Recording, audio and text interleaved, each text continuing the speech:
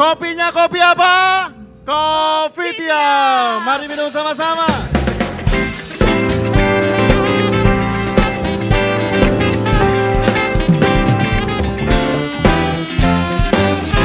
Silakan duduk kembali. Selamat malam guys. Ya.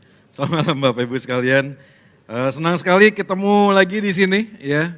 Dan ini jadi salah satu tempat kesukaan saya. Kalau diundang makanya sering-sering diundang. Oke, hari ini kita akan coba belajar temanya tentang pluralisme ya. Jadi saya tadi kesini tuh naik Grab ya sudah ya. Jadi saya naik Grab, supirnya tuh tanya, ini mau kemana Pak? Kan mungkin namanya ambasador ya, terus dia bilang ini diskotik ya katanya. Saya bilang enggak Pak, ini gereja Pak. Oh gereja, oh namanya ini ya ambasador itu ya, rock ya rock. Saya bilang iya Pak, ini gerejanya suka ngerok. Lalu akhirnya ngobrol, lalu dia tanya, Bapak ini pendeta? Saya bilang ya, saya ngajar juga. Oh lalu tiba-tiba dia ngomong, saya Buddha. Nah, ya. Terus dia cerita, istri saya Katolik gitu ya. Terus saya tanya, Bapak punya anak? Punya ya. Anak Bapak agamanya beda dengan papa dan mamanya kan ya. Terus dia ketawa, kalau saya sih mana aja sih Pak. Ya. Jadi dia mewakili Indonesia masa kini ya. Jadi keluarga yang sangat cinta dengan Pancasila, ketuhanan yang Maha Esa ya, kurang lebih begitu ya. Waktunya singkat sekali, tapi waktu itu saya langsung bicara aja ya temanya. Jadi saya bilang, persis Pak, sebenarnya ini seminar, saya akan bawakan seminar, isinya adalah bicara tentang agama-agama yang ada di dalam dunia ini. Ya singkat cerita lalu saya tanya, Bapak beneran Buddhis gitu ya. Dia bilang, enggak sih saya Konghucu, tapi Bapak tahu enggak Konghucu sama Buddha itu beda? Terus dia, masa sih gitu ya. Iya, lalu dia ngomong lagi, tahu, waduh tambah seru lagi ya, betul gak sih ya? Dia udah membuat sebuah percakapan jebakan Batman ya. Dia pikir dia ngerti, dia sebut namanya, tapi sebenarnya nggak tahu apa yang disampaikan gitu. Tapi intinya adalah ini adalah sebuah bentuk dari banyak orang, nggak cuma mereka yang Buddhis, tapi juga orang Kristen yang kalau ditanya tentang agama yang dia yakini itu nggak pernah tahu apa isinya. Ya nggak pernah tahu. Pokoknya saya Kristen aja sih. Ya, saya Kristen. Kalau ditanya kenapa Kristen, ya jawaban paling sederhana adalah karena bokap nyokap gue Kristen gitu. Kurang lebih lah ya gitu ya, papa mama saya Kristen. Jadi saya lahir ya sudah Kristen gitu ya. Lalu bertumbuh besar auto default ya. Jadi kalau pesawat itu autopilot, dia berjalan seperti biasanya aja ya. Biasanya dia ke gereja, orang Kristen ke gereja ya datang ke gereja. Dan itu terjadi bertahun-tahun. Nah bagi beberapa orang, itu terjadilah masalah, goncangan di dalam kehidupan. Misalnya ya bisnisnya bangkrut, ya sakit, ya putus pacar, ya misalnya atau masalah perceraian, ya pokoknya dia menghadapi sebuah masalah. Nah disitulah sebenarnya mulai banyak pertanyaan tentang hidup. Nah menariknya adalah seringkali waktu kita ngomong tentang pergumulan kehidupan, itu relevansinya terhadap agama tuh hampir dipastikan nol. Iya.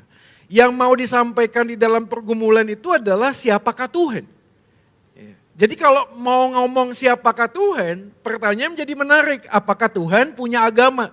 Karena kalau kita ngomong Tuhan itu punya agama, misalnya ya, kita jawab agamanya Tuhan itu apa? Kristen. Maka pertanyaan saya berikutnya adalah alirannya Tuhan itu Kristen apa? Kira-kira ya agamanya Kristen tuh dia karismatik.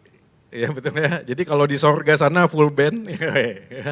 Atau dia alirannya Protestan, jadi sebenarnya di sorga cuma ada piano. Atau alirannya Katolik. Jadi aliran yang mana? Ini kan jadi sebuah pertanyaan yang mungkin bagi banyak orang gak pernah difikirkan. Tuhan itu punya agama gak sih? Jadi kalau kita mengerucut kepada kekristenan, pertanyaannya menjadi sangat lebih dalam.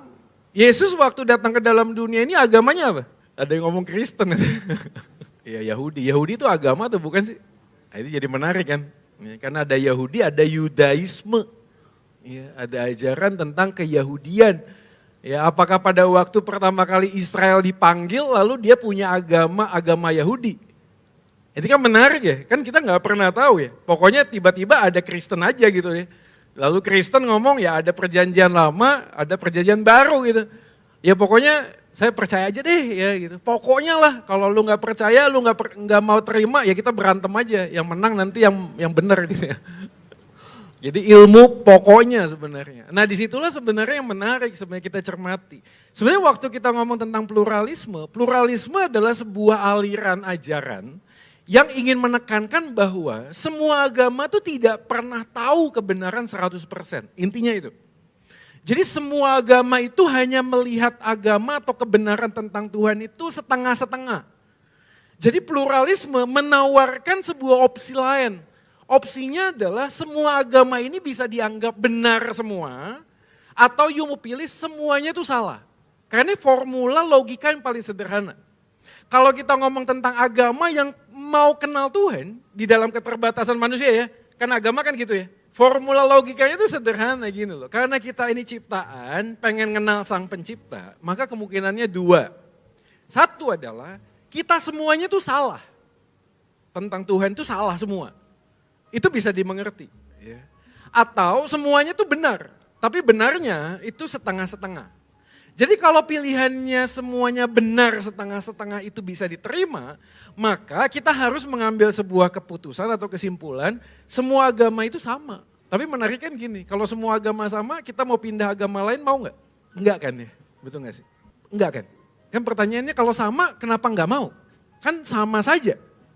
Betul gak? Berarti ada sesuatu yang membuat kita enggak sama. Kalau misalnya beda berarti kemungkinannya besar adalah semua agama salah. Semua nggak ngerti siapa itu Tuhan. Atau kesimpulan yang terakhir adalah gini, dari semua agama yang ada, satu yang benar, yang lain salah. Oke. Seru kan? Jadi kira-kira kita yang salah apa yang benar?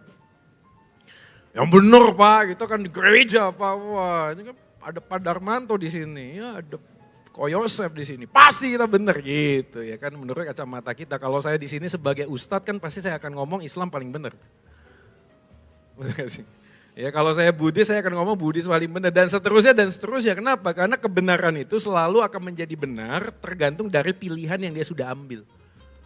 Nah, inilah diskusi yang menarik. Makanya saya waktu menyampaikan tema-tema seperti ini, saya ingin menyampaikan ini bukan terkait dengan teori saja. Kenapa? Karena saya sendiri mengalami itu sudah. Jadi sejak kecil saya hidup dalam sebuah keluarga Kristen, bukan cuma abal-abal dan recehan kaleng-kaleng. Ya, saya sudah sempat spill, mama saya majelis gereja, gerejanya juga bukan gereja ece-ece. Ya. Gerejanya itu sekarang mungkin udah 1.000 orang di Bandung sana. Ya. Jadi gerejanya itu gereja, ya bener-bener gereja gitu ya. Papa saya juga berkali-kali jadi ketua panitia pembangunan gereja. Konon kata koko saya, kalau sekarang datang ke gereja itu yang pertama dilihat bukan wajah Yesus, tapi wajah papa saya. Ya, terpampang besar ya. Jadi saya dari keluarga yang bukan cuma sekedar Kristen, tapi Kristen di atas rata-rata. Setiap pagi mama saya selalu ajak saya berdoa. Berdoanya bukan 5 menit, 7 menit, 10 menit, 30 menit. Anda bisa bayangkan ya betapa menderitanya kami kan. Ya sebagai anak muda. Ya, jadi setiap kali mami saya ngomong mari kita berdoa, saya sama koko saya pergi ke dapur, ke kamar gitu ya. Terus dengar-dengar kalau dia sudah mulai ngomong, udah mau amin, kita datang, tutup mata. Amin, amin. Setiap hari begitu. Nah dalam perjalanannya saya melihat papa mama saya waktu dia mengaku orang Kristen, kok rasanya sama saja dengan orang lain yang tidak punya agama. Nah ini pergumulan saya. Ya, secara pribadi, saya ngelihat gini loh, saya punya teman, punya sahabat, ya Buddha gitu, Buddhis, ada yang Katolik, ada yang Islam. Bahkan ada orang yang bukan Kristen, kok rasanya hidupnya lebih baik. Ya of course saya ngomong kan nggak 24 jam saya bersama dia kan, betul ya. Jadi saya bisa menilai, ya kan saya kan nggak tahu dalamnya. Tapi paling tidak, saya bisa lihat kalau standarnya adalah sebuah kebaikan, maka kekristenan adalah salah satu agama yang benar dari semua agama yang lain. Betul? Kenapa? Karena ada orang-orang yang tidak beragama Kristen hidupnya baik. Karena standarnya adalah kebaikan. Beranjak dewasa kemudian saya mengalami goncangan, nah ini dia sebenarnya. Makanya saya berdoa Bapak Ibu sekalian kalau hari ini belum menggumuli tentang keyakinan yang Anda pegang hari ini, ya saya berdoa supaya ada goncangan dalam hidup Anda. Goncangan itu membuat saya kemudian bertanya, mulai dari sebuah pengalaman yang singkat. Jadi kalau saya malam minggu, saya itu suka ikut balapan liar. Di Bandung, ada sepeda motor sore-sore, lalu malam, biasanya sampai pagi itu mobil. Setiap minggu saya ngelihat orang tuh kecelakaan. Saya ingat satu kali ada mobil Kijang dulu, tidak ada kaca film. Yang nyetir itu laki-laki, yang sebelah kiri dan belakangnya itu perempuan. Dari luar kita tahu orang ini semuanya mabok. Dan dia berputar aneh-aneh balapannya. Sampai suatu kali di depan mata kita, orang ini nabrak rombong nasi goreng. Dulu kalau Bapak Ibu tahu rombong nasi goreng ada petromak namanya. Ada yang tahu petromak? Lampu gas. Dan lampu gasnya waktu ditabrak masuk ke dalam mobil langsung meledak, kebakar. Jadi saya ngelihat mayat terbakar dalam usia yang saya masih muda. 3 jam kemudian polisi datang lalu semuanya dibereskan, apa yang kita lakukan? Kita balik lagi balapan. Ada tahu menangkap pesannya? Walaupun saya ngomongnya saya adalah Kristen, cara berpikir saya ateis. Kenapa? Karena kalau saya ditanya orang mati kemana, saya bilang ke tanah.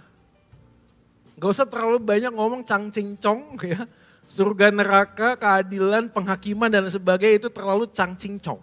Ya. Bagi saya orang mati ke tanah. Dan itu membuat mindset saya tentang kehidupan gampang. Kalau mati, mati saja. Gak usah terlalu bingung. Ya. Sampai suatu ketika saya pulang ke rumah. Bapak saya sediain suitcase gitu ya, ada koper. Saya bilang, Pak ini kemana? Kita ke Medan. Nenek meninggal dunia di Medan. Kita berangkat dari Bandung ke Medan. Oke. Saya pikir ya nenek saya udah tua gini ya. Ya maaf ya kalau kata anak muda zaman sekarang tuh udah bau tanah. Ya saya pikir ya sudah waktunya meninggal. Ya sudah gitu loh, biasa aja kali. Mama saya sudah ke sana. Lalu kami dijemput oleh tante saya. Tante saya usia 40-an waktu itu, salah satu pengusaha yang ya inilah terkenal lah ya. Dia punya butik di Medan, dia janji sama kita, sama saya ngomong, kita akan ajak kamu jalan-jalan di Medan setelah kita ngubur nenek.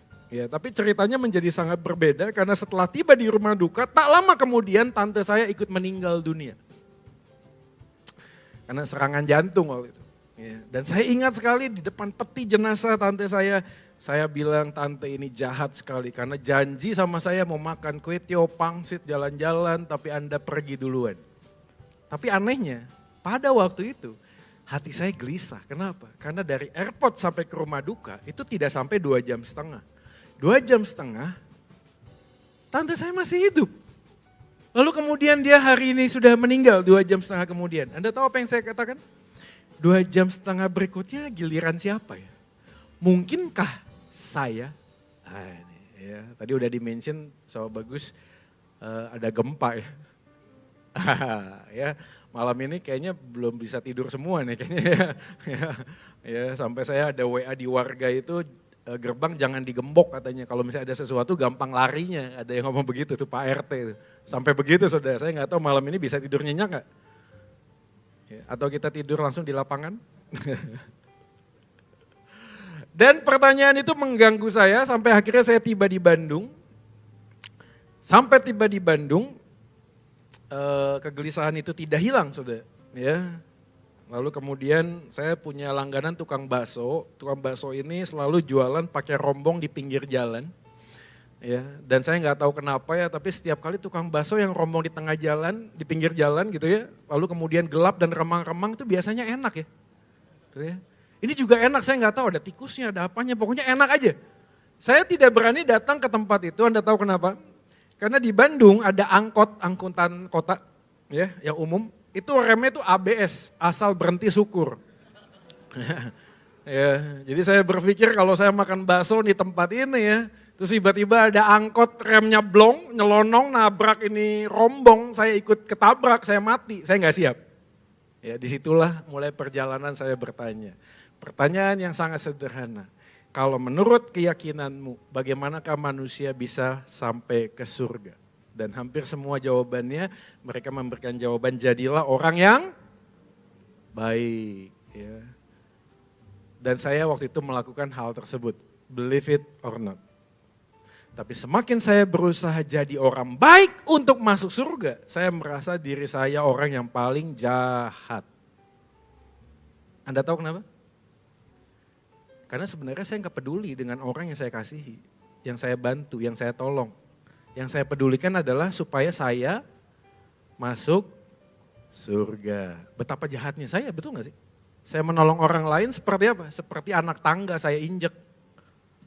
Saya tolong orang lain seperti anak tangga saya injek. Sampai pada satu ketika nanti, begitu saya mati, saya akan bilang, Tuhan, saya sudah lakukan banyak perbuatan baik. Izinkan saya masuk ke dalam surgamu. Bapak Ibu percaya nggak dengan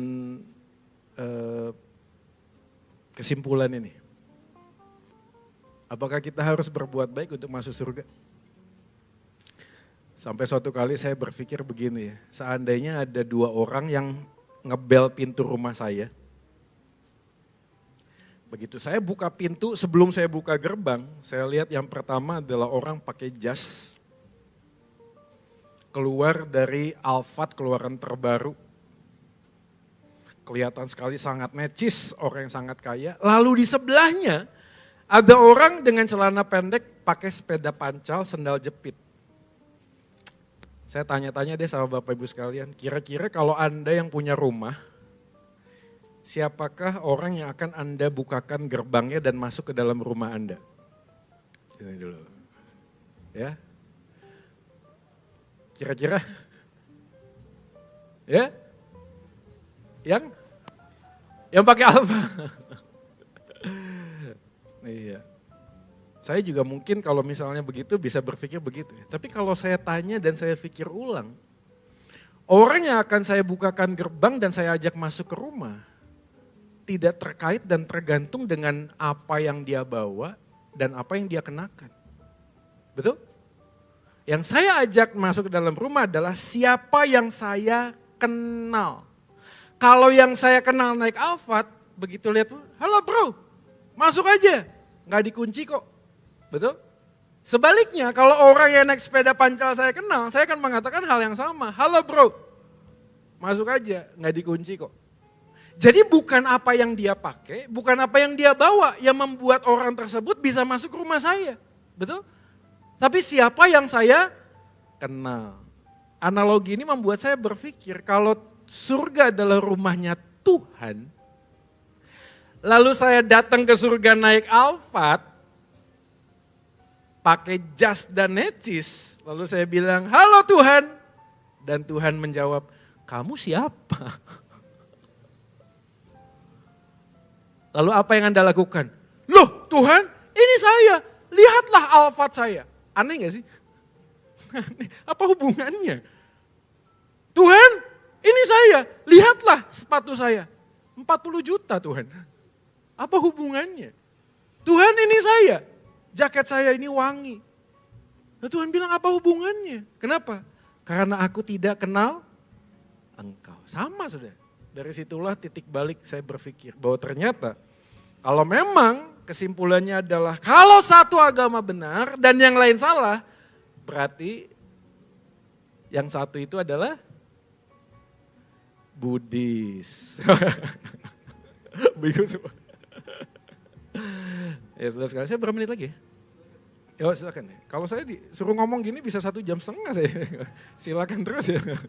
Ditunggu istri saya nih. Oh enggak ya.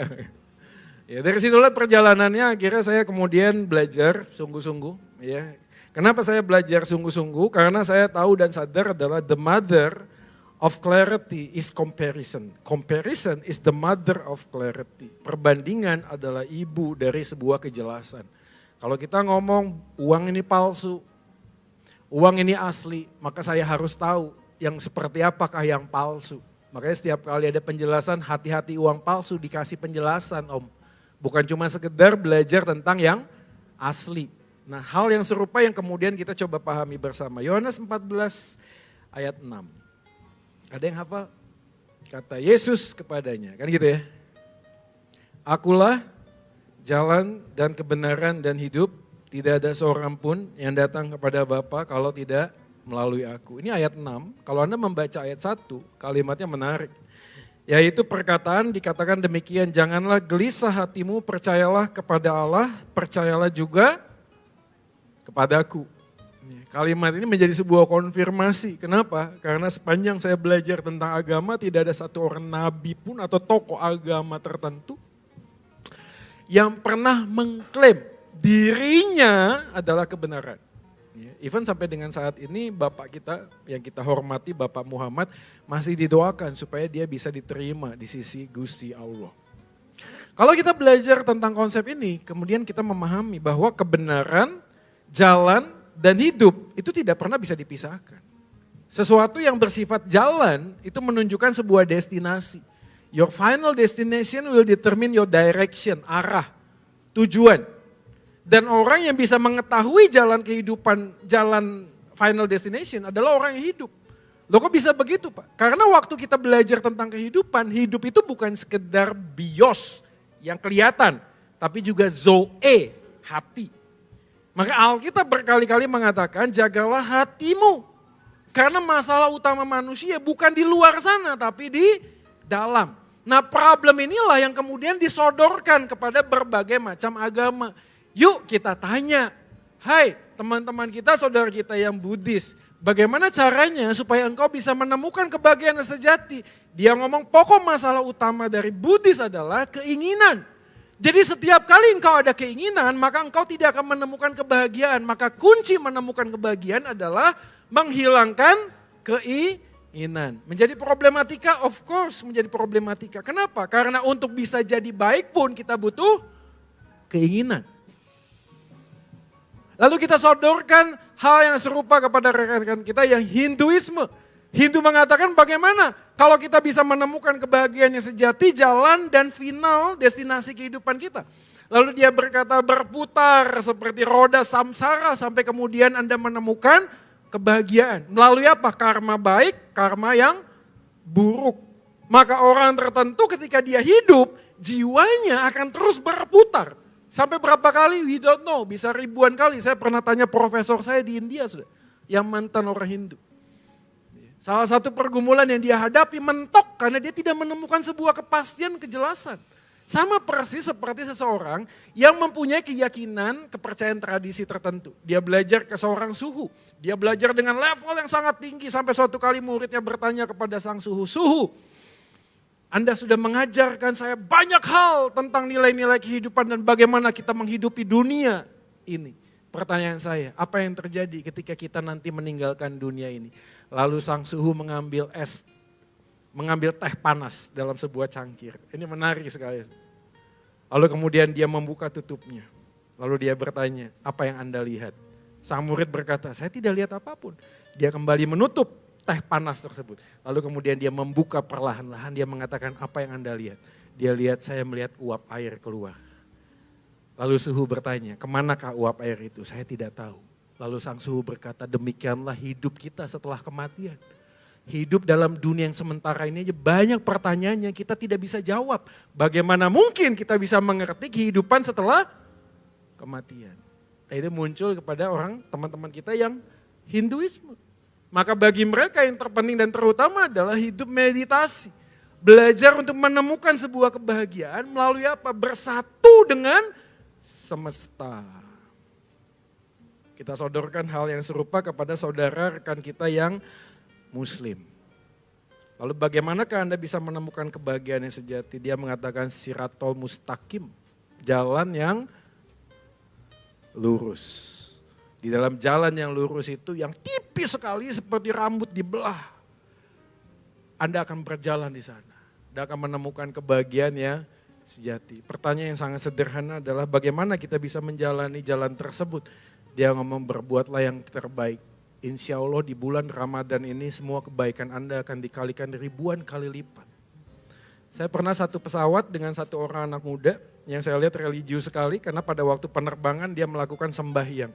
Setelah selesai saya bertanya hal yang serupa kepada dia. Maaf mas, saya tanya, Anda barusan sholat, saya tahu Anda sembahyang, bolehkah Anda menjelaskan kepada saya apa yang Anda lakukan? Saya sembahyang karena salah satu kewajiban dari semua yang harus dilakukan. 5 rukun Islam, sholat, mendirikan sholat. Lalu kemudian saya bertanya, apakah yang Anda harapkan setelah Anda melakukan semuanya itu? Saya akan diterima oleh Allah. Lalu saya tanya, sejauh ini Saya tahu bahwa di dalam Ramadan, semua kebaikan kita akan dikalikan berkali-kali lipat. Saya tanya, boleh nggak? Saya tanya, Anda tahu nggak saldo baik Anda hari ini berapa? Lalu dia bingung, maksudnya gimana? Ya kan kita buat baik, buat jahat kan? Betul. Jadi kebaikan kita bisa membayar kejahatan kan? Betul. Pertanyaan saya, saldo Anda berapa hari ini? Plus atau minus? Lebih baik banyaknya, lebih baik atau banyak jeleknya? Dia bilang, saya tidak tahu. Menarik sekali. Kalau dia tanya, Mas ini agamanya apa? Saya Kristen. Kalau di Kristen bagaimana? Saya ambil Aqua. Persis, paling sederhana. Anda bisa pakai ini kalau Anda penginjilan. Aqua ini berapa mili? Ini 600 ya? Oh 330 mili ya. Tidak expire bisa diminum, betul?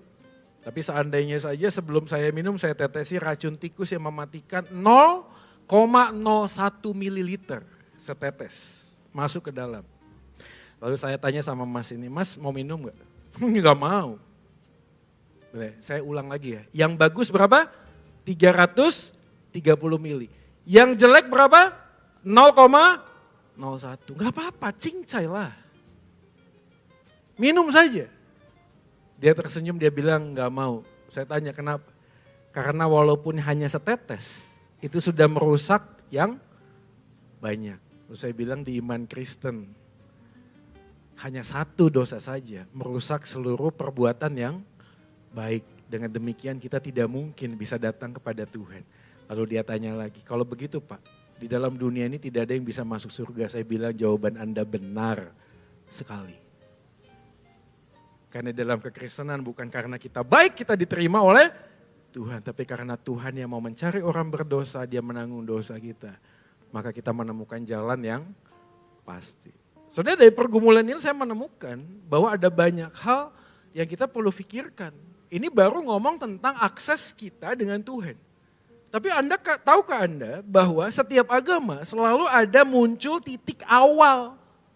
Nah banyak orang mikir gini, agama itu hanya saya dengan Tuhan. Jadi agamaku, agamamu, agamamu. Bukan saudara, ini bukan hanya sekedar saya dengan Tuhan. Sebelum saya naik Grab ini, 2 hari yang lalu saya naik Grab. Supirnya adalah kejawen saudara. Anda tahu kejawen? Islam yang sudah kemudian berasimilasi dengan apa? Dengan budaya. Mereka tidak baca Al-Quran, mereka baca buku Sanskerta sudah. Lo dari mana ke mana mereka baca buku Sanskerta? Karena terasimilasi dengan apa? Ini dia, agama terasimilasi dengan budaya. Kenapa gereja kita seperti ini? Anda tahu? Apakah Anda tiba-tiba dapat ide seperti ini? Sadar atau tidak, kita mengadopsi budaya Western, Barat no. Ya. Pernah ada yang datang ke GKJW nggak? GKJW, waduh Bapak. Anda kalau datang di sanalah Indonesia yang sesungguhnya, Kristen yang sesungguhnya. Pak tong tong tong tong tong tong tong tong tong tong tong tong tong itu. Enggak ada genober, enggak. Saya pernah diundang sebuah gereja, Anda tahu? Dari lantai 1 mau khotbah aja ke atas mimbar saya ngos-ngosan. Mimbarnya di ujung. Saya lihat jemaat di mana? Muter saudara. Sampai di atas. Dapat dari mana itu ide? Dari gereja barat saudara. Ini yang menarik ya. Suatu kali ada satu orang teman saya. Dia pernah diundang sebuah desa. Dia menginjili seminar. Lalu ada anak pemudi. Ya maaf. Dengan pakaian atribut agama saudara kita yang muslim. Lalu kemudian singkat cerita, dia tidak ketemu lagi. Panjang waktunya bertahun-tahun, Bapak ini kemudian seminar di tempat yang sama. Setelah jabat tangan, sang pemudi datang. Pak, ingat saya enggak? Teman saya bilang, lihat, siapa ya? Saya Pak, Bapak pernah mimpin seminar di tahun sekian. Waktu itu Pak, saya bertobat Pak. Bapak gak lihat Pak sekarang? Teman saya lihat deh. Loh, saya ini Kristen Pak sekarang Pak. Anda tahu pendeta saya cerita teman saya? Dia bilang pemudi ini pakai rok mini, tank top. Lalu dia bilang, lihat Pak, saya hari ini Kristen. Anda tahu gambarannya? Oh, Kristen tuh pakaiannya gini gitu loh. Saya dulu pakai ini, sekarang saya begini. Maka saya begini, saya Kristen. Bapak Ibu pernah mengikuti kebaktian yang pendetanya pakai peci gak? Kira-kira ya, kalau ada pendeta datang pakai peci lalu bilang begini, Assalamualaikum. Saya tanya, Anda sebagai jemaat jawab apa? Waalaikumsalam. Loh, itu kan masalah bahasa tuh. Gak ada hubungannya sama agama bro. Gak ada. Artinya apa? Damai sejahtera untukmu. Dalam Ibrani apa? Shalom alaihim. Shalom alaihim. Alaihim shalom. Bapak Ibu kalau ke Yerusalem sana, saya waktu bawa jemaat ke Yerusalem sana. Gereja-gereja Koptik di Mesir, kalau Anda lihat kebaktiannya seperti apa? Pengajian di sini sudah.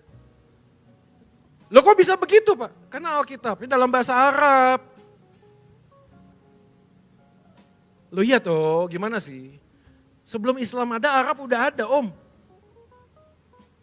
Makanya saya juga bingung, beberapa orang ngomong kita harus ganti semua kata Allah di dalam Alkitab. Karena Allah itu identifikasi nama agama dari Tuhannya Islam. Saya kasih tahu bapaknya Muhammad itu namanya Abdullah. Bapaknya. Artinya apa? Abdi Allah. Apa itu Allah? Allah itu Allah. Sudah ada kata Allah sebelum Islam ada. Anda tangkap maksudnya? Jadi kemudian kita meyakini sesuatu yang sifatnya apa? Berasimilasi dengan apa? Dengan budaya, dengan culture, believe it or not. Kita kemudian ngomong, oh saya Kristen begini. Jadi begitu kita ngomong dengan orang Kristen, maaf ya, kan ada Kristen Ortodoks Syria tahu ya? Pernah tahu gak sih? Ya, oh pernah ke sini ya? Ada lihat pakaiannya kan? Itu mirip Muslim itu. Lalu kita ngomong, wah ini bukan Kristen. Enggak, kenapa sih? Karena pakaian mereka itu terkait sama culture. Culture itu karena kebiasaan. Kenapa kebiasaan itu muncul? Karena situasi, kondisi di sekitar mereka. Apa itu? Padang pasir. Kalau mereka tidak pakai tutup rambut satu kali, satu hari bisa keramas berkali-kali. Itu habit gitu loh, gak ada hubungannya sama agama. Tapi orang kemudian jadinya apa? Ya gitu. Lihat orang pakai celana segini, jenggotnya. Terus kita ngomong, oh apa itu? Hah? Apa? Wah ini FPI. Yang saya mau tekankan adalah agama berasimilasi dengan culture, dengan budaya. Maka waktu kita kebaktian juga ada budaya gini loh nih mimbarnya. Ya. Coba Anda ke GKI, jalan gini, disemprit saya. Boleh gitu keluar mimbar? Nggak boleh sudah, disemprit saya, dijewer majelis. Kalau khotbah di atas mimbar, kenapa? Karena mimbar adalah tempat bagaimana Tuhan itu berbicara. Di gereja saya di Bandung, wah lebih luar biasa lagi. Pernah suatu kali kejadian sudah, paduan suara nyanyi, diundang dari gereja lain. Wah, beberapa bapak-bapak keceplosan, tepuk tangan sudah. Anda tahu apa yang terjadi jemaat yang lain? Ibadah. Tepuk tangan aja bisa buat orang tuh gak masuk surga sudah. Gak tepuk tangan. Sesat. Itu dari mana itu semuanya? Dari mana? Dari budaya. Kalau Kristen ada asalnya, yang Buddhis juga ada. Jadi Siddhartha Gautama namanya, pendirinya kan gitu. Nah dari mana nih Bapak ini muncul? Ya kita tinggal track sejarahnya. Konon dia sama pangeran di istana. Nah banyak orang gak tahu adalah dia pernah ketemu dengan pendeta Hindu. Pendeta Hindu ini mengatakan bahwa Anda akan menjadi penolong buat orang-orang yang miskin. Agak-agak mirip dengan apa? Dengan Bapak kita, Bapak Muhammad. Kenapa? Karena sebelum dia merasa dia panggil jadi nabi, dia ketemu beberapa orang yang mengaku pendeta. Lalu ngomong Anda punya tanda kenabian. Mungkin waktu kita zaman modern ya sekarang, kita merasa itu biasa. Dulu tuh gak begitu sudah. Anda tahu kenapa? Karena orang yang punya agama, orang yang berbicara tentang hal rohani itu dipandang setengah dewa. Jadi kalau mereka itu menyandang sebagai seorang pendeta, itu pakaiannya, jubahnya itu luar biasa. Anda bayangkan saja ya, Anda melihat sosok yang luar biasa seperti saya begini. Ya, bayangkan pakai jubah begitu. Lalu saya berkata, Bapak Ibu sekalian besok jangan kemana-mana. Kalau Anda keluar rumah, Anda akan tersandung dan terjadi kecelakaan. Kalau Anda mendengar seseorang yang pangkatnya tinggi, orang yang meditasi, orang yang rohani, Anda besok setiap kali keluar rumah pasti mikir, kesandung gak ya, kesandung gak ya, kenapa? The power of mind. Ngerti maksudnya ya? Jadi orang tokoh tertentu, tapi kan gak bisa dipungkiri ya. Itu kalau ada satu orang yang khotbah di sana, Anda tahu apa yang terjadi di sana? Ngantri saudara, ngantri. Tapi kalau Bapak ini tidak khotbah, apa yang terjadi? Kosong. Anda tahu maksudnya? Orang ini kalau sudah ngomong, saya akan doakan Anda. Anda gemeter saudara. Ini orang sakti doain saya. Anda harus berikan persembahan. Makanya nggak aneh. Ada orang-orang tertentu atas nama agama bisa ngocorin uang. Karena begitu, the power of mind, orang tertentu dengan derajat sosial yang beda, ngomongnya dekat sama Tuhan, orang tuh bisa begitu. Siddhartha Gautama, Nabi sama. Jadi dulu Siddhartha Gautama itu agamanya Hindu. Tapi yang gak banyak orang tahu, waktu dia meninggalkan istana, dia meninggalkan istrinya dan anaknya masih baru lahir. Pertanyaan, kalau memang atas nama kebaikan, bagaimana mungkin dia menempatkan orang lain dan mengorbankan yang lainnya? Terakhir ya, Hindu. Hindu tuh agamanya dari mana? Ya jawabannya sederhana, itu adalah sebuah keyakinan sekelompok orang yang menganut animisme, dinamisme, tahu ya, seperti yang di Bali ya. Tapi berkelompok di dalam sebuah daerah, namanya daerah Industan. Karena kelompoknya itu selalu melakukan hal ritual yang sama, muncullah nama Hindu. Karena diambil dari sebuah tempat. Apakah ada wahyu? Ada malaikat yang datang? Gak pernah. Apa yang terjadi di sana? Cerita rakyat. Ada tuh cerita rakyat? Malin kundang. Itu dijadikan sebuah landasan sebagai sebuah kebenaran. Makanya gak aneh kalau ada sunggokong, ada patkai, ya betul ya. Patkai. Itu kan wujud avatar kan. Karena Hindu tuh percaya begitu. Ada avatar tertentu yang mewujudkan hal-hal tertentu terkait dewa kesuburan lah, ya, dewa ramah, dewa pencipta dan seterusnya. Nah itu semuanya ada kaitan dengan agama. Oke, sampai situ aja. Saya ingin bertanya terlebih dahulu, Pastor Joy Manik, sebenarnya apa batasan kita menyikapi pluralisme itu sendiri? Bukankah memang kita hidup di negara yang harus bisa menghargai toleransi dan sebagainya? Nah apa sebenarnya batasannya? Di batas manakah kita bisa menerima perbedaan dan di batas manakah memang kita harus strict bahwa kekristenan adalah pegangan kehidupan kita? Oke, terima kasih ya. Bagus. Ini mungkin tadi yang saya kelewat ya. Saya harus di awal tuh sebenarnya saya mau disclaimer on dulu ya, dua hal. Yang pertama adalah topik ini kan topik pinggir jurang ya. Jadi bagi beberapa orang yang istilahnya tuh ya garis keras A, B, C dan lain sebagainya ya. Itu merasa kok ini mendiskreditkan ngomongin agama tertentu ya. Jadi sebenarnya saya disclaimer on dulu, yang pertama adalah saya menyampaikan ini dengan sebuah semangat NKRI, Negara Kesatuan Republik Indonesia. Saya pegang teguh Bhinneka Tunggal Ika karena itu di general revelation ya, kebenaran umum. Dan saya meyakini bahwa perbedaan bukan alasan untuk saling membenci, tapi sebaliknya perbedaan adalah alasan kita sebagai orang Kristen untuk saling mengasihi. Karena ujian terhadap kasih itu Yesus pernah ngomong, kalau engkau mengasihi orang yang mengasihi kamu, apakah upahmu? Ya, dalam bagian kata lain adalah kalau engkau mengasihi semua yang sama dan mengasihi kamu, itu bukan kasih. Kasih adalah bagaimana kamu bisa belajar menerima orang lain yang berbeda dengan kamu. Bahasa kerennya itu begitu. Makanya saya mau disclaimer on dulu ngomong bahwa saya adalah orang yang paling pertama kali akan berdiri di depan kalau ada yang mau merusak Bhinneka Tunggal Ika dan toleransi beragama. Saya orang yang paling depan, saya akan berdiri untuk hal itu. Saya akan pegang mati-matian Pancasila, Bhinneka Tunggal Ika dan seterusnya. Saya adalah orang yang seperti itu. Kami di GKI itu sering sekali mengadakan FKUB, Forum Komunikasi Umat Beragama. Ya, saya duduk bersama dengan tokoh-tokoh dari agama-agama yang lain.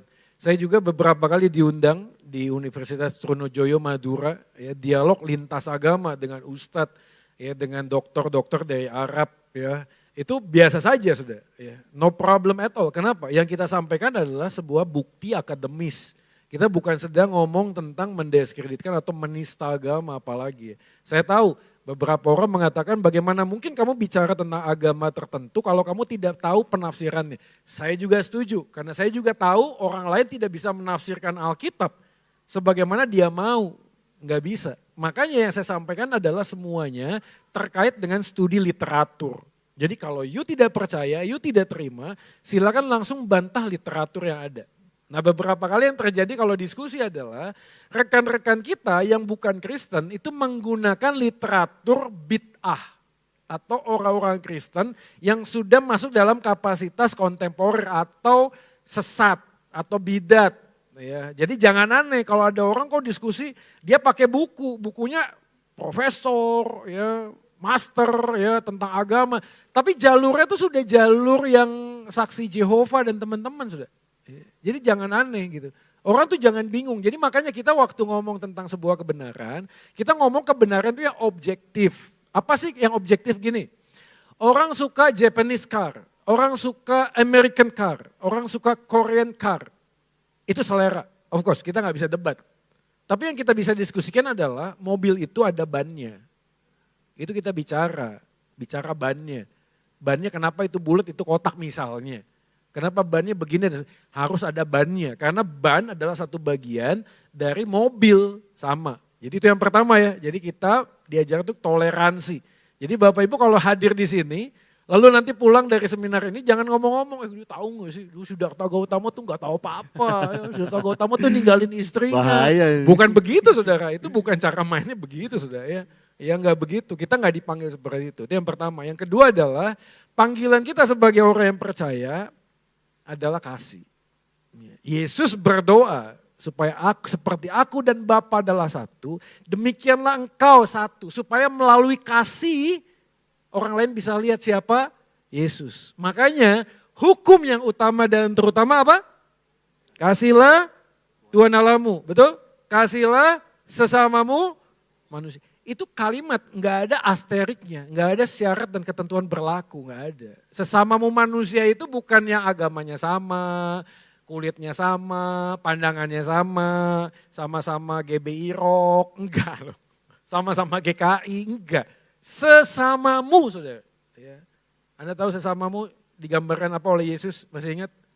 Orang Samaria yang baik hati. Ingat ya, yang datang apa? Pendeta datang lihat, aduh najis kalau nolong orang, pergi dia. Ini gambaran kita sudah. Ya. Mentang-mentang kita punya agama, saking kita punya agama, jadi malah kita itu suka menyiksa orang lain gitu. Ya.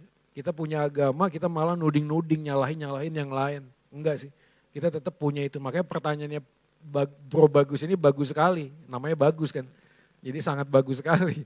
Ya. Mana batasannya? Batasannya adalah eksklusif dalam pengajaran, inklusif dalam perbuatan. Jadi kita nggak bisa toleransi. Kita itu percaya Yesus sebagai Tuhan. Anda nggak bisa ngomong begini. Kalau kamu nggak percaya Yesus ya nggak apa-apa lah, kan Tuhannya sama. Nggak bisa sudah. Nggak bisa. Kita dengan Muslim berbeda. Beda. Kenapa? Karena Islam mengajarkan tidak boleh nyembah Yesus. Kenapa? Karena bagi mereka Yesus adalah manusia yang dipertuhan. Tapi bagi kita Yesus adalah Tuhan yang jadi manusia. Kenapa? Karena kalau Anda ngomong Yesus dipertuhan, saya juga setuju, saya gak akan mau nyembah Yesus. Makanya dibukalah semua fakta kan. Kenapa kita itu percaya dia adalah Tuhan yang menjadi manusia. Faktanya ada, mengampuni orang berdosa, melakukan mujizat, dibangkit di antara orang mati, kan gitu. Kan ada orang ngomong begini, mana ada kalimatnya? Kalau Yesus adalah Tuhan, akulah Tuhan, sembahlah aku. Kan itu bahasa komunikasi, sama lah. Kalau Anda ketemu sama orang Batak, ngobrol sama Anda, dia gak suka. Dia akan ngomong, bah gak suka kali aku sama kau, pergi kau, itu orang Batak. Tapi saya gak pernah ketemu orang Jawa begitu. Gak suka, apa kalau bahasa Jawanya? Aku gak suka ngomong ambek koniku, pergi aja. Gak begitu, orang Jawa tuh gini caranya, kalau gak suka, angkat jam. Onje, onje. Maksudnya apa? Pergio. Gitu ya. Dalam setiap budaya itu ada bahasa komunikasi. Orang Yahudi nggak begitu, nggak ngomong akulah Tuhan, sembahlah aku, nggak begitu. Tapi semua tanda-tanda yang Yesus lakukan. Bahkan waktu Yesus mati di atas kayu salib, alasannya apa? Waktu di Pilatus, Barabas sama Yesus masih ingat? Ini Kristen semua kan di sini. Tahu Barabas kan? Ya, Pilatus kan ngomong, siapa yang akan aku bebaskan? Kan gitu. Orang pada ngomong apa? Salibkan dia. Kenapa alasannya? Karena dia menganggap dirinya sebagai Allah. Jadi alasan Yesus mati di atas kayu salib karena orang Yahudi merasa Yesus menyamakan dirinya sebagai Allah. Dan itu klaimnya, itu nyata gitu loh. Jadi kalau tadi pertanyaannya adalah batasannya mana ya eksklusif dalam pengajaran. Semua agama begitu kok. Jadi nggak usah takut gitu loh. Ya nggak usah kayak merasa risih gitu loh. Ngomong saya beda sama kamu tuh ya nggak apa-apa gitu loh. Jangan ngomong ya nggak apa-apa ya Pak ya kita kan Tuhannya satu. Enggak gitu. Ya, kan cuma caranya aja beda. Kan kalau kamu kan begini, kalau kalian saya kan gini, kalau saya kan begini, kalau saya kan begini. Enggak beda sudah, beda sekali. Bukan hanya beda, bertentangan. Ya, kita ini punya Allah, satu hakikat, tiga pribadi. Islam, tauhid, satu dan satu-satunya. Hindu, politeisme, banyak. Buddha, tidak ada Tuhan, gitu gampang. Ya, itu dapat 2 SKS langsung. Ya, Anda belajar ya. Jadi gimana Pak ngebedainnya? Satu, ya Allah itu yang ada 2 agama, apa itu? Islam dan Kristen. Islam apa? Satu dan satu-satunya. Kristen apa? Satu hakikat, 3 pribadi, satu Tuhan. Ya, yang banyak Tuhan apa? Hindu. Yang tidak ada Tuhan apa? Buddhis. Ya. Tolong dihafalin ya, habis ini ada UTS ya. Kan tidak memperhatikan. Enggak ya. Enggak. Baik. Kita lanjutkan pada pertanyaan berikutnya yang diberikan kepada narasumber dari yang hadir malam hari ini. Shalom, bagaimana tanggapan Bapak dalam pola penginjilan sebagai upaya untuk menjembatani kebenaran yang sejati di dalam Kristus dalam agama-agama atau aliran-aliran yang ada di dunia saat ini? Saya mencoba memahami pertanyaannya, mungkin yang dimaksud adalah bagaimana caranya atau polanya yang tepat untuk bisa menjembatani kebenaran yang sejati. Tadi sepertinya sudah salah satu contohnya sudah diberikan oleh Pastor Joy, tapi mungkin ada cara yang lain? Iya, mungkin ada 2 hal ya. Kita ini adalah Injil yang tertulis dan Injil yang terbuka. Itu yang harus penting ya. Kadang-kadang kita tuh nggak balance di sana sih. Makanya ya maaf dikata kadang-kadang banyak orang itu tidak bisa menerima Yesus bukan karena Yesusnya. Tapi karena kita hidup tidak seperti Yesus. Kayak Mahatma Gandhi bilang, seandainya saja orang Kristen itu hidup seperti Kristus hidup. Mungkin hampir seluruh India hari ini jadi Kristen. Ya itu kalimat yang sangat menohok sebenarnya. Karena kita ini kadang-kadang banyak ngomongnya gitu loh. Ya, tapi hidup kita tuh nggak menyatakan apa itu Yesus gitu. Nah ini menjadi refleksi kita malam hari ini sudah sekalian. Kalau kita dipanggil gini-gini. Saya bukan ngomong adalah kita harus standar kebaikan kita tuh sempurna, enggak. Tapi yang paling sederhana adalah ketika kita melakukan sebuah kesalahan, kita berani mengakui dan tidak melakukannya lagi. Ya, ini kan dimulai dari keluarga kan sebenarnya kan. Karena keluarga the first time the gospel will be preached itu di keluarga. Nah pertanyaan sederhana, seberapa banyak anak-anak kita melihat Yesus dalam kehidupan keluarga. Melihat Yesus di dalam papa dan mama. Jadi waktu papa mamanya juga berbuat salah, ya kita ngomong forgive us, please pray for us. We are not the perfect parents kan gitu loh, kita ngomong ke anak-anak kita. Supaya apa? Supaya dinyatakan kalau Anda lihat saya hidup baik, itu bukan karena saya tapi Yesus yang hidup dalam hidup saya. Ya. Tapi kalau Anda lihat saya itu gagal, lihatlah saya manusia berdosa yang perlu kamu support. Nah apakah ada gitu loh dalam keluarga? Ya kan pertanyaan kan begitu ya, kenapa kemudian kita waktu penginjilan, kita nggak bisa diterima? Sulitnya begitu, hal yang sederhana, budaya saja culture. Anda tahu ya di gereja kami ada rumah singgah. Rumah singgah itu mengajarkan bahasa Inggris, les ya, bagi orang-orang yang non. Ada orang yang ngomong, wah ini modus untuk penginjilan. No, kita pertama kali adalah kita sebagai anak Tuhan, kita wajib melakukan apa yang pemerintah inginkan. Ingat ya, kita adalah, pemerintah adalah wakil Tuhan. Kita Roma 13, jelas loh ya. Jadi waktu kita bayar pajak, kita itu mencerdaskan kehidupan anak bangsa, kita itu melakukan bagian kita sebagai bentuk iman. Sama seperti waktu puasa, Ramadan, kita menghormati, itu bagian bentuk iman. Pemerintah, sederhana. Di rumah singgah kita, itu beberapa kali, banyak pertanyaan. Pertanyaan sederhana, saya pengen tahu isi gereja itu apa. Maka apa yang kami lakukan berkali-kali kepada anak-anak di rumah singgah itu. Kita melakukan persekutuan di dalam gereja, tapi yang datang semuanya berhijab. Bagi mereka mungkin ada yang, kok begini ya, gereja kok ada gini ya. Pertamanya begitu, ada beberapa jemaat, gini loh ya, jangankan berhijab. Beberapa orang Kristen ngelihat anak muda full tato aja risih. Tuh, ini kan jadi PR besar kita, belum gak sih? Berapa banyak coba gereja yang hari ini berani gitu merangkul, maaf sekali lagi ya, LGBT. Ya, mereka yang sudah bertobat, sudah punya, pernah transgender kan, mukanya kan ya maaf ya sekali lagi ya, agak-agak laki-laki atau perempuan. Beberapa jemaat risih, gak usah ngomong begitu. Kita di gereja bergumul dengan apa? Menjangkau teman-teman kita yang dari Papua. Duduk bersama, bisa? Kenapa? Karena kita selalu begitu. Kita pengennya itu ada di tempat yang nyaman. Di waktu yang sama. Dalam waktu yang lama. Kita begini terus. Makanya gereja gak reach out. Kita gak jadi berkat ke sebelah kiri dan kanan. Kenapa? Karena culture jadi batasan. Orang-orang ngelihat gereja itu eksklusif jadinya. Secara apa? Tindakan. Ya, pakaian misalnya. Berapa banyak sih? Saya bukan ngomong anti tren ya. Enggak ya. Tapi kan harus ada batasan. Nah, saya gak tahu berapa banyak anak pemudi hari ini yang merasa ke gereja itu seperti ke diskotik gitu loh. Betul gak sih? Ya. Kan ada batasan gitu loh, ada batasan. Sampai mana sih? Saya bukan anti tren loh ya, bukan ya. Tapi akhirnya itu tadi, cross culture-nya gak dapet. Jadi mereka itu gak percaya Yesus bukan karena Yesusnya. Tapi kitanya. Makanya kalau ditanya penginjilan yang pertama, your life. Ya, kita ini Injil yang terbuka, kita punya 5 Injil. Matius, Markus, Lukas, Yohanes, dan dirimu sendiri. Diriku sendiri. Kita menuliskan siapa Yesus melalui apa? Hidup kita. Dan yang kedua adalah by word, dengan kata-kata. Ya. Dan saya yakin ini juga penting, kenapa? Karena kalau ngomong tentang kebaikan, maaf, agama lain juga bisa bertanding dengan kebaikan. Ya. Begitu ada bencana alam yang datang pertama kali adalah bukan orang Kristen, orang yang tidak punya agama. Sampai di tempat yang bencana alam pertama kali. Ya. Jadi kan pertanyaannya, apakah cukup dengan kebaikan? No. Perlu apa? Deklarasi, proklamasi tentang kebenaran. Apa itu kebenaran? Siapa Yesus? Perlu disampaikan dengan kata-kata. Ya kan Alkitab mengatakan Injil itu kan harus diberitakan ya. Kalau tidak ada yang diutus, siapa yang akan memberitakan? Diberitakan by words. Ya, makanya proclaiming the gospel itu penting sekali. And don't forget, you have to proclaiming the gospel not to other people, but to yourself every day. Because you always forget it. Anda harus khotbahkan Injil kepada siapa? Kepada diri Anda. Makanya orang yang mengenal Yesus akan memperkenalkan Yesus kepada orang lain. Itu formula paling sederhana. Ya. Orang yang mengenal Yesus pasti akan memperkenalkan Yesus. To know Jesus is to declare, to showing Jesus to other people. Ya. Itu udah pasti. Makanya Bapak Ibu, kalau sore-sore jangan berburu takjil ya. Tapi memberikan takjil, mungkin di situ takjil tapi ada ayatnya gitu.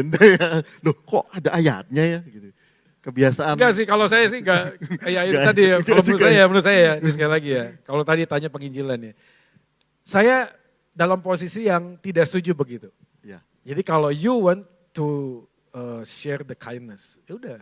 Kasih aja. Ya, yes, nggak usah pakai embel-embel lain, sudah kasih saja. Ya, kenapa? Karena sekali lagi ya, kekristenan itu mengajarkan gini, bukan kita pilih Tuhan, tapi Tuhan pilih kita. Betul. Nah, orang kan yang menabur minimal ya, Anda tahu ya, ada angle scale ya, tahu gak sih? Satu langkah semakin dekat pada Yesus. Ya. Kebaikan kita, Anda punya pembantu, Anda punya ART. Anda membawa mereka satu langkah, semakin dekat dengan Yesus, semakin dekat dengan Yesus, melalui itu kebaikan. Dengan perbuatan sampai kita. Pada satu momen Roh Kudus bekerja, dia bertanya, Bu, kok ibu baik sih sama saya? That is the time. You share about Jesus. Ya. Sampai, mungkin suatu kali sampai mati pun kita gak pernah. Anda tahu ada satu misionari yang sangat terkenal, saya lupa namanya. Sampai mati. Anda tahu berapa jiwa yang bertobat? Puluhan tahun loh, sampai sekarang anaknya yang melanjutkan. Di sebuah tempat pedalaman. Anda tahu berapa yang bertobat? 0. Pertanyaan saya, penginjilannya sukses apa enggak? Saya bilang sukses. Kenapa? Karena dia sudah menabur. Dia membawa orang semakin satu langkah semakin dekat pada Yesus. Mungkin dia yang menabur, tapi yang menuai bukan dia, anaknya. Yeah. We don't know, anaknya. Dan itu yang kita lakukan hari ini. Minimal orang bisa tahu orang Kristen itu baik ya. Satu langkah semakin dekat pada Yesus. Orang Kristen itu baik. Oke, saya melihat pertanyaan tambah banyak, ini sekarang ada 12 ya. Jadi kita coba percepat saja memilih pertanyaan yang bisa kita bahas. Apakah kekristenan memiliki suatu bukti konkret yang membuat kita bisa menyimpulkan bahwa prinsip pluralisme itu salah? Pertanyaannya adalah apakah pluralisme itu salah? Ya, ya. Apakah kekristenan memiliki suatu bukti konkret yang membuat kita bisa menyimpulkan bahwa prinsip pluralisme itu salah? Silakan. Oke, saya langsung aja ya, pluralisme itu pasti salah sih. Kenapa? Karena by logika secara sederhana, sebenarnya pada waktu dia mengatakan semua agama itu tidak mengerti dan mengetahui segalanya, pada saat yang sama dia sedang mengerti segalanya tentang semua agama. Atau logikanya berpikirnya, Kristen cuma tahu setengah, Islam cuma tahu setengah, Hindu cuma tahu setengah, Buddha cuma tahu setengah. Berarti yang bisa menilai ini setengah adalah saya yang tahu segalanya. Berarti pluralisme sebenarnya bentuk ideologi yang baru, sebuah bentuk agama yang baru. Tanpa sadar kita bisa nerima, iya bagus ya. Enggak bagus udah. Ini bagus ya. Ya, ini gambarannya seperti gambaran, sebenarnya ada slide-nya, cuma mungkin Anda imajinasikan saja lah. Ya, tradisi mitologi dari Timur Tengah yang orang buta yang megang gajah, masih ingat? Ya, orang buta megang gajah. Ya, ada yang pegang belalainya, ditanya gajah itu seperti apa. Panjang. Wah ini ular nih, kayak ular. Goyang-goyang belalainya. Ada yang pegang badannya, gajah itu apa? Tembok, kayak tembok keras. Gede. Ada yang pegang apa namanya ekornya. Gajah itu kayak tali. Karena semua matanya tertutup. Betul. Dan orang mengatakan apakah semuanya itu tahu? Enggak, cuma tahu sempalan aja. Pertanyaannya kan sederhana, yang bikin gambar itu gajah siapa? Itu maksudnya, yang bikin itu adalah orang pluralisme. Jadi orang pluralisme merasa gini loh, kamu agama A ya, buta kamu cuma pegang belalainya. Kamu agama B, buta kamu cuma pegang badannya. Kamu agama C, buta kamu cuma pegang ekornya. Saya nih, yang tahu itu gajah. Nah pluralisme udah pasti nggak bisa kita terima. Kenapa? Karena dia merasa dia tahu segalanya dengan semua agama, maka dia bisa bilang. Ini kan sederhananya jadi kalau bahasa implikasi praktisnya kan sinkretisme ya. Masih ingat gak sih ada satu orang pendeta yang mengunjungi seorang tante di pasar Atom. Kristen nih, tantenya orang Kristen. Begitu nyampe ada kucing gini. Saya ingat, tante boleh gak saya doain tante? Oh boleh, masuk ke dalam. Kaget ya, kenapa? Karena ada gambar Siddhartha Gautama bersebelahan sama Yesus. Sebelahnya ada Bunda Maria sama Kuan Im. Dia tanya, tante ini kok banyak gini kan tante Kristen. Terus dia ngomong, wah Pak Pendeta kok gak tahu. Saya kan toko, saya butuh cuan. Kalau masalah cuan, biarlah Tuhan-Tuhan ini kerjasama. Supaya mereka toko saya semua maju. bekerja sama. Dengan polosnya tante itu ngomong begitu tuh. Jadi asumsi sederhananya kan begitu ya. Pluralisme kan kayak gini ya, implikasi praktisnya. Saya terima aja semua, ayo. Ya benar. Oh benar. Ada tahu waktu saya di India, setiap kali saya ketemu dengan supir taksi, saya ngomong, Mister, do you know Jesus? Who? Jesus. Oh, I know him very well. You know, me and Jesus like a best friend, like this. Gitu. Kenapa? Karena buat Hindu, kalau Anda bisa menyodorkan nama dewa yang lain, dia akan sangat senang. Karena bagi dia politeisme, ngerti ya? Semua yang ada agama unsur Tuhan, dia terima sebenarnya. Itu kan pluralisme, kan susah ya. Susahnya gini loh, Anda tidak bisa percaya pada satu agama, pada banyak agama dalam waktu tertentu. Karena pada saat yang sama Anda sebenarnya tidak percaya satupun dari agama tersebut. Nah bingung lagi kan, ini filosofi berpikirnya. Kalau Anda percaya A adalah benar, tapi Anda percaya B juga benar. Berarti pada saat yang sama Anda berpikir A ini gak cukup. Maka butuh B. Maka kepercayaan yang tidak solid itu berarti tidak percaya. Nangkap ya? Maka dia percaya C lagi, berarti A dan B kurang. Berarti dia tidak percaya seutuhnya. Maka dia butuh C. Jadi filosofi berpikirnya adalah kalau Anda mempercayai semua agama dalam waktu yang sama, berarti Anda sedang tidak percaya satupun dari agama tersebut. Ya. Nah, itulah pluralisme. Nah bedanya pluralitas sama pluralisme. Pluralitas adalah fakta bahwa kita berbeda. Ya itu kita setuju, betul dong. Saya sama Bagus beda Beda. kan. Saya Meskipun lebih topinya ganteng mirip dikit ya. Beda kan, pluralitas. Suami istri beda, itu pluralitas fakta. Pluralisme mengajarkan gini, yang beda-beda ini sebenarnya satu sama. Nah itu yang salah. Nggak bisa gitu, ngomong Kristen sama dengan, enggak kita beda gitu loh, maaf. Tapi walaupun kita beda, saya respect sama pandanganmu. Saya menghormati pandanganmu. Saya mengasihi engkau. Saya nolong kamu bukan karena kamu sama-sama Kristen. Ini tantangan saya loh, saya kan dosen di UK Petra ya. Saya berkali-kali ngomong sama mahasiswa begitu. Penilaian saya terhadap hasil kerjamu tidak terkait dengan keyakinanmu. Dan maaf, saya harus buka kartu. Di sini aja ya, jangan ngomong kemana-mana ya. Orang yang bukan Kristen, hasil pekerjaan papernya 80% jauh lebih baik daripada yang Kristen. What's wrong with us? Ada apa dengan hidup kita? Orang yang bukan Kristen, papernya jauh lebih baik dari yang Kristen. 80% saya nggak ngomong semua loh ya, tapi as general 80%. Ya. Yang Kristen-Kristen ya terlalu nyaman lah ya, terlalu biasa. Ya, kita merasa biasa jadi orang Kristen, jadi kita merasa bisa jadi orang Kristen, itu enggak men. Kita jadi orang Kristen by anugerah, only by His grace.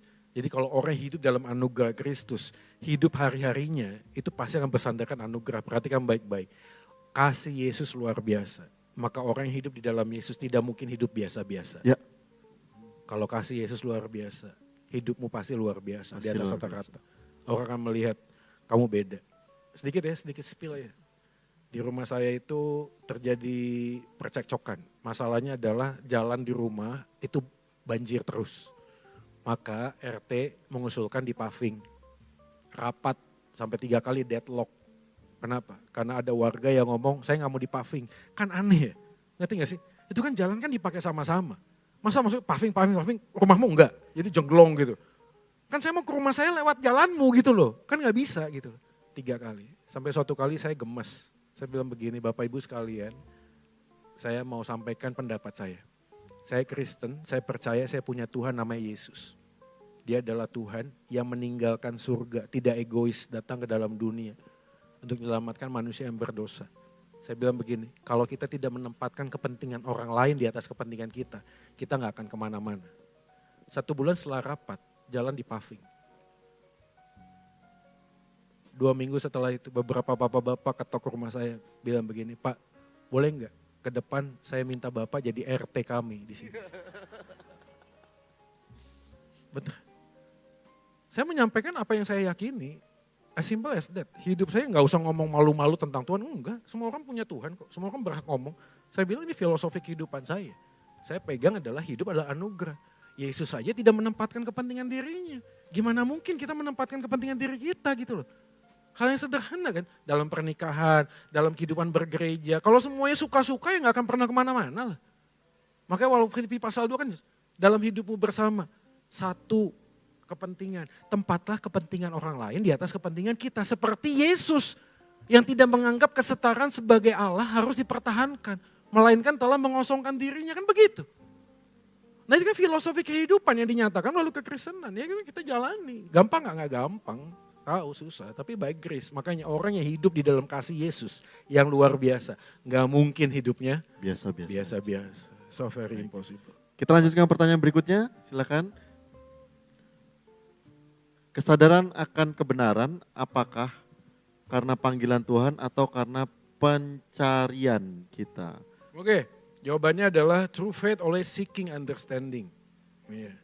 True faith oleh seeking understanding. Iman yang sejati pasti akan mencari pengertian. Jadi kalau Anda tanya saya, bagaimana saya tahu saya orang pilihan? Sederhana, apakah ada kerinduan untuk semakin mengenal dengan Tuhan? Ya. Karena parameternya bukan kebaikan. Bukan kebaikan. Kenapa? Karena Yesus datang bukan cari orang baik, Om. Yesus datang cari orang yang berdosa. Maka Roma 12 menjadi penting. Renewing your mind. Janganlah kamu menjadi serupa dengan dunia ini, tapi berubahlah oleh pembaharuan budimu, cara kita berpikir, mindset. Kenapa? Karena sebaik apapun Anda, kalau Anda tidak menyembah Yesus, Anda sedang menyembah berhala. Apa itu berhala? Kebaikanmu. Jadi kalau ditanya, Apakah panggilan Tuhan? Panggilan Tuhan, yes of course. Dari iman kepada iman. Orang yang sudah diberikan iman akan mencari tahu kenapa dia beriman. Maka dalam proses mencari tahu kenapa dia bisa beriman, journey of faith-nya selalu begitu. Naik, bisa turun, naik, turun. Kenapa? Karena iman adalah titik temu antara pengenalan dan pengalaman. Amin. Iman itu titik temu antara pengenalan dan pengalaman. Anda tidak bisa ngomong saya kenal, saya belajar, saya ke seminari, selesai. No. Orang yang semakin kenal Tuhan akan semakin mengalami Tuhan. Dan orang yang mengalami Tuhan akan semakin mencari tahu siapa Tuhan yang dia kenal. Ya, makanya di dalam konsep pemuridan sederhana. Salah satunya adalah meditasi, refleksi, dan membuat jurnal. Ya, saya melakukan jurnal sudah. Saya dengan handphone saya. Ini kan kalau Anda pakai Apple nih, ini bagus ya, karena dia buat jurnal. Dulu saya pakai Day One, tapi sekarang saya pakai jurnal. Jadi kehidupan saya gimana Tuhan bicara dalam tanda kutip melalui firman ya, bukan audible, anakku Joy, begini, enggak. Ya, catat dalam firman. Kenapa? Ini jadi sebuah tradisi kehidupan seperti orang Israel begitu dia berjalan dari satu langkah, dia buat sebuah momentum. Untuk apa? Supaya menjadi legacy. Supaya orang lain melihat siapa yang memimpin kehidupan yang melalui legacy. Saya bilang begitu, saya buat legacy. Saya bilang suatu kali, setiap orang ada masanya, setiap masa ada orangnya. Masa saya akan berakhir, tapi saya tahu ada 3 anak yang Tuhan percayakan. Dan hari ini doa saya adalah dia bisa melihat Yesus melalui kehidupan papanya. Ingat ya Timotius ya, iman yang pertama kali di Eunike, de Lois kepada Timotius. Sama sudah, hari ini kita berpikir begitu nggak? Apakah kita pada waktu mati ya udah mati gitu aja? No, kita hidup bagi Yesus, kita mati bagi Yesus. Pola berpikir itulah harus growing sudah. Ya. Kita ini hidup berapa lama sih? Ada orang 0 sampai 30 itu invention moment. Cara kita mencari tahu, belajar dan sebagainya. 30 sampai 60. Anda tahu, itu insight moment. Gimana kita bisa memberikan banyak hal, produktif. Tapi 60 sampai selesai adalah bagian kita belajar untuk memantapkan apa yang sudah Tuhan kasih. Supaya suatu kali kelak mungkin kita akan dilupakan. Tapi siapa yang kita percaya tidak akan pernah dilupakan. Amin. Gitu kan sih? Ya kita harus berpikir begitu kan, saya nggak tahu usia Anda berapa hari ini. Ya, tapi kalau kita di Adiasa nanti orang pada ngomong, saya bersyukur ketemu Bapak ini baik, Bapak ini tidak punya hutang, kalau hutang terus dibayar. Sama gak ada bedanya sudah. Tapi doa saya suatu kali kelak kalau saya meninggalkan dunia ini, orang yang berkata, saya bisa melihat Yesus di dalam keterbatasan orang ini. Ya, itu kerinduan saya, cuma satu hal. Ya, makanya Paulus mengatakan kalau aku harus hidup adalah berbuah. Karena mati adalah keuntungan. Ya, itu kan growing ya. Silakan masih ada waktu kita membahas pertanyaan berikutnya. Shalom, selama Bapak melayani apakah sudah pernah menangkan jiwa-jiwa baru? Baik Kristus, baik dari Hindu, Buddha, Islam. Terima kasih. Ya, ini pertanyaan adalah, keingin tahuan aja nih iya, kayaknya. Saya tidak pernah menghitung dan tidak pernah tahu sih. Dan ada tahu alasannya? Kalau Tuhan kasih tahu ada yang bertobat melalui saya, bahaya. Di dalam keberdosaan saya mengatakan saya yang bisa. Bahaya. Tapi saya tahu tugas saya adalah hari ini menabur. Ya menabur, saya nggak tahu siapa yang dituai. Apakah ada yang Tuhan ungkapkan? Ada yang Tuhan ungkapkan. Ya. Tapi seringkali tidak Tuhan ungkapkan. Dan buat saya itu tidak terlalu penting sih. Ya, tidak terlalu penting. Karena yang terpenting adalah gini ya, ada orang memberitakan Injil tapi tidak menghidupi Injil. Tapi orang yang menghidupi Injil pasti memberitakan Injil. Ya. Ya. As simple as that. Ada orang yang memberitakan Injil itu tadi Paulus ngomong demi kepentingan, demi apa segala motivasi yang lain. Ya, yang penting Kristus diberitakan. Yang penting adalah orang yang menghidupi Injil pasti memberitakan Injil. Kemanapun, saya coba tadi supir Grab. Ya, itu tadi hal yang sederhana membuat dia gelisah mungkin. Apakah Bapak tahu tentang siapa? Mungkin hanya dari hal itu dia mulai memikirkan, iya ya yang benar man. Ya, makanya waktu saya turun saya bilang begini, kalau Bapak nanti pengen tahu, cara di gereja ini ada namanya Bapak Joseph. Ya. Bapak datang saja sama dia, saya bilang begitu.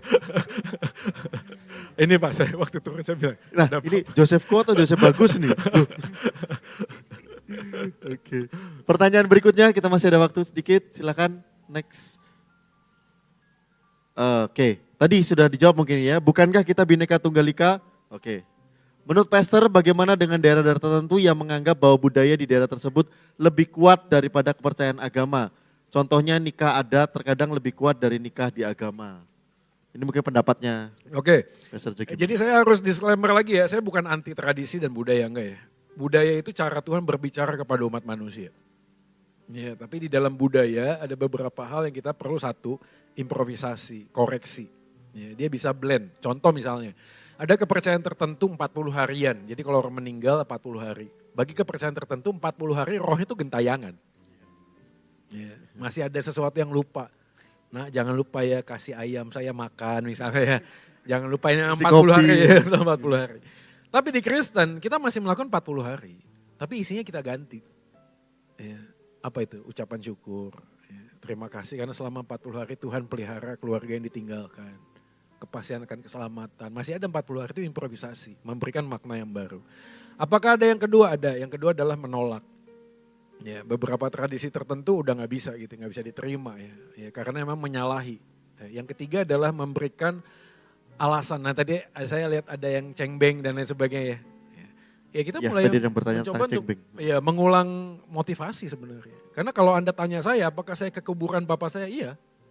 Tapi saya nggak ngomong sama bapak saya. Saya nggak ngomong, saya nggak berdoa buat bapak saya, enggak. Saya datang ke sana kenapa? Karena tanggung jawab saya sebagai anak untuk membersihkan kuburan. Ya, gimana mungkin kuburannya berantakan gitu loh. Orang lain akan lihat, kok nggak dipelihara. Lalu apa yang berikutnya? Saya mengambil waktu sejenak untuk mengingat apa yang bapak saya sudah lakukan di dalam perjalanan imannya. Lalu kita diskusi, kita cerita legacy of faith. Apa yang saya lakukan, saya ceritakan bapak saya kepada anak saya. Kenapa? Karena kalau tidak ada bapak saya tidak ada. Saya tidak ada, kamu tidak ada. Ya, makanya kalau kita di Batak tuh ada manik, ada apa sebagainya ya. Oh ini foto siapa nih? Ya oke. Itu ntar kayaknya. Silakan lanjut. Jadi orang-orang tradisi dan budaya itu masih bisa nggak? Bisa dimodifikasi. Nah batasannya apa? Itu tadi kita harus mengerti ya. Misalnya contoh Imlek, ya ada orang yang ngomong kalau Imlek nggak boleh nyapu. Ya kan ya gimana caranya ya? Karena kan kebersihan adalah pangkal dari iman, ibadah kan gitu ya. Kan ya kita perlu tanya gitu. Ya, tradisi-tradisi tertentu yang kita memikirkannya gimana ya. Tapi sekali lagi ya Bapak Ibu sekalian jangan lupa. Kalau Anda belum bisa jadi berkat, lebih baik diam daripada jadi batu sandungan. Ya.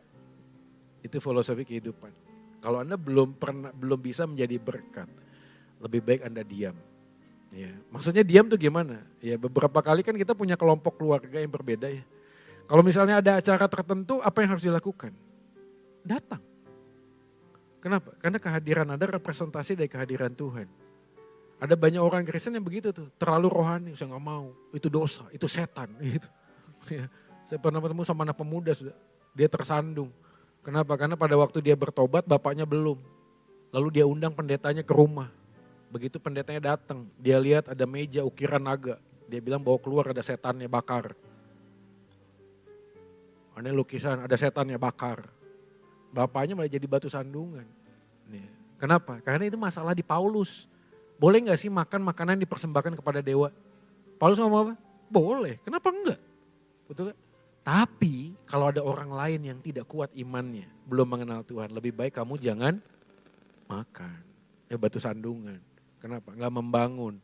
Ya, jadi bagi beberapa orang, cengbeng datang gak? Datang, ya datang lah. Tapi berdoa gak? Ya enggak lah, saya doakan yang masih hidup. Ya, kehadiranmu udah ada di sana gitu loh. Kalau Anda melakukan hal itu, apa yang kita lakukan? Kita membuat benteng. Kita semakin jauh, bukan membuat orang semakin dekat pada Yesus. Kenapa? Karena hal utama dalam penginjilan adalah kehadiran. Kehadiran. Makanya ini termasuk ya, Bapak Ibu ya, ini gambaran sederhana. Pak, kalau ibadah online boleh nggak? Di sini masih ada online ya? Ada online ya? Ada live streaming ya? Live streaming ya. Beberapa orang ngomong, kan sama saja ibadah. Enggak, ibadah itu terkait bukan hanya sekedar saya dengan yang tidak kelihatan.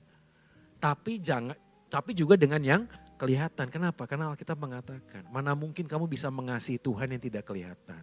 Kalau kamu tidak mengasihi manusia, orang lain yang kelihatan. Wujud nyata iman yang nyata, itu walaupun personal, diuji dalam bentuk komunal. Sama, persekutuan di dalam tradisi itu penting, ngerti gak sih? Tradisi itu kan begitu ya, makan-makan kan gitu ya, ada mie, bakmi berarti umur panjang, ya enggak lah kalau bakmi berarti ya enak, gitu aja. Makanan buat apa? Buat tubuh, ya udah. Orang mau mikir yang lain, terserah dia, tapi apa? Hadir gitu loh. Jangan jadi batu sandungan. Orang Kristen tuh begitu akhirnya. Nggak jadi berkat gini loh. Kita ini dipanggil jadi garam dan terang. Pertanyaannya, kalau garam di tempat yang sudah asin, kerasa nggak? Anda dipanggil menjadi terang. Berarti kalau Anda terang, kumpul sama yang sudah terang, jadi terang nggak? Enggak. Jadi kalau Anda mau jadi garam dan terang, harus hadir di tempat di mana di sana butuh garam. Dan hidupnya masih gelap. Hadir di sana, kehadiran. Sama seperti Yesus hadir. Baik. Itu kehadiran. Terima kasih Pastor Joy Manik. Berikan tepuk tangan buat narasumber kita malam hari ini, Pastor Joy Manik. Terima kasih Pastor, kita akan bertemu lagi di dalam undangan-undangan berikutnya untuk Kopi Tiam.